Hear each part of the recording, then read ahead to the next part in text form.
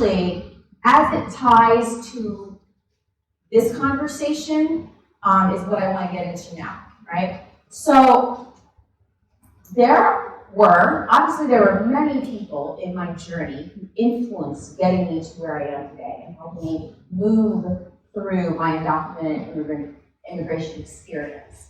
But there are 4 people, more specifically, that held a very prominent role in that, right? And what did they do? They invested in me as opposed to helping me. And so this is where you saw a little bit within my TED Talk, this whole concept of investing versus helping, something I feel very passionate about. And when I talk to, I speak to people in spaces in the public sector, but I also apply this to the private sector. I've spoken to individuals in major corporations, startups, think tanks about this concept. It looks different depending on what industry, what environment you're in, but certainly it's of value.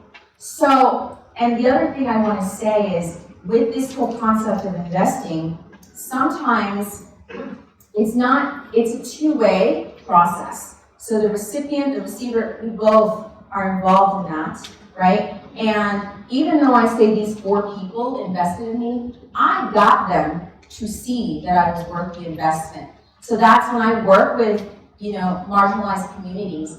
My job is to give them back, restore their dignity, and help them understand that they're worth an investment, help them see things in that way. So, these are the 4 individuals that were prominent in this journey of investing in me versus helping. So the way that I define or think about investing versus helping are myriad of ways, right? You saw it in my TEDx. But there are 4 that I highlight below: sponsorship, validation, empathy, understanding. But ultimately, when I think about somebody investing in us, in you, in me, it's not always monetary. It can be monetary, it doesn't have to be, right? So I just want to, break down the terminology as I, from my perspective. Sometimes investing involves a level of reciprocity between the receiver and the recipient. There's a level of equality. The person who's giving doesn't necessarily think of themselves as being superior or better than, right? It's not about creating that divide and that distance. It's really about seeing how you're similar. And there is that level of reciprocity that's involved, right? There is a return on the investment. We are equals. And so I lay out these 4 individuals that were instrumental in investing in me rather than helping me. My benefactor, my lawyer, I had an ally, and I had a therapist. So when I talk about my benefactor, you guys saw the TEDx, so I don't need to get into too much detail about my benefactor, but he offered a level of sponsorship versus aid for me. So what did that look like? Yes, initially his plan was to give me money and help me along my way in prep school. But at the end of the day, to me, sponsorship is not just about money, it's about commitment. It's about a long-term commitment. So even after that monetary investment ended, which was in prep school, he was still interested in seeing the outcome of that initial investment. So he really became my sponsor. I want to follow and see her through because I put in time, and so I want to see the results of this. And this is going to be long-term, not short-term. And that's what he did. And he showed up. He and his wife have always been in my life.